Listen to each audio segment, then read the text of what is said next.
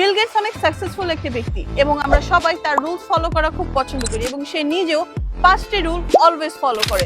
Number 1, সে প্রতিদিন 2 litre পানি পান করে থাকে তার বডিকে হাইড্রেশন করার জন্য। নাম্বার 2, সে দিনে অল্প পরিমাণ ফ্রুটস খায়।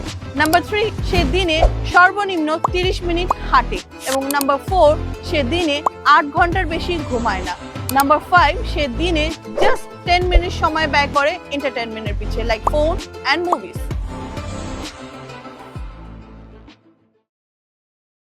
বিল গেটস অনেক সাকসেসফুল একটি ব্যক্তি এবং আমরা সবাই তার রুলস ফলো করা খুব পছন্দ করি এবং সে নিজেও 5টি রুল অলওয়েজ ফলো করে।